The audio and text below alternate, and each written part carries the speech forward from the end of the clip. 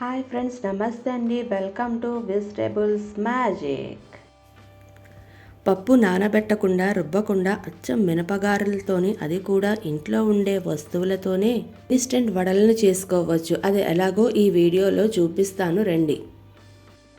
Friends, ఈ video కానీ మీకు నచ్చినట్టయితే మీ ఫ్రెండ్స్ అండ్ రిలేటివ్స్కి షేర్ చేయండి. అంతేకాదు లైక్ చేయడం మాత్రం మర్చిపోవద్దు.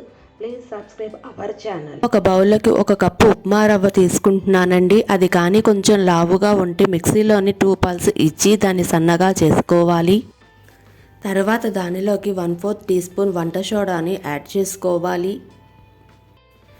రుచికి అనుగుణంగా ఉప్పు వేసుకోవాలండి. వేసుకొని దాన్ని బాగా కలుపుకోవాలి.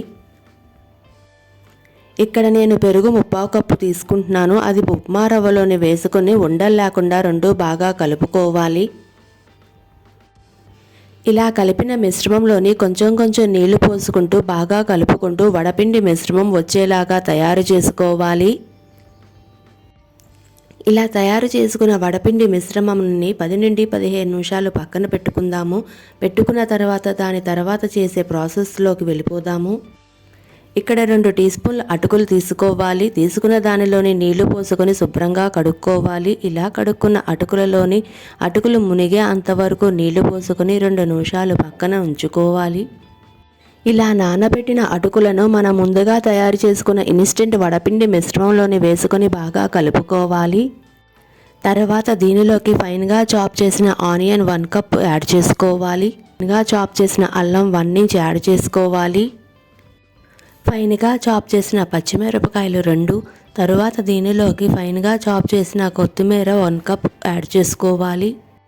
మనం వేసిన అన్ని ఇంగ్రీడియంట్స్ ఇన్స్టెంట్ వడపిండిలోని బాగా మిక్స్ అయ్యేటట్టుగాను కలుపుకోవాలి. చెయ్యను నీటితో తడుపుకొని కొంచెం కొంచెం వడపిండిని తీసుకొని వీడియోలో చూపించిన విధంగాను వేడి నూనెలోని వేసుకోవాలి. వడలను వేసిన తర్వాత పొయ్యిని మీడియం ఫ్లేమ్లోనే పెట్టుకోవాలి. తర్వాత వడలన్నీ గోల్డెన్ కలర్ వచ్చేదాకా వేపుకొని దానిని సర్వింగ్ ప్లేట్లోకి తీసుకోవటమేనండి. ఇలా చేసుకున్న ఇన్స్టెంట్ వడలను అల్లం చట్నీతో తింటే చాలా బాగుంటుందండి. అల్లం చట్నీ మన ఛానల్లో ఉందండి, కింద డిస్క్రిప్షన్లో ఇస్తాను, ఒకసారి చెక్ చేయండి. Thanks for watching.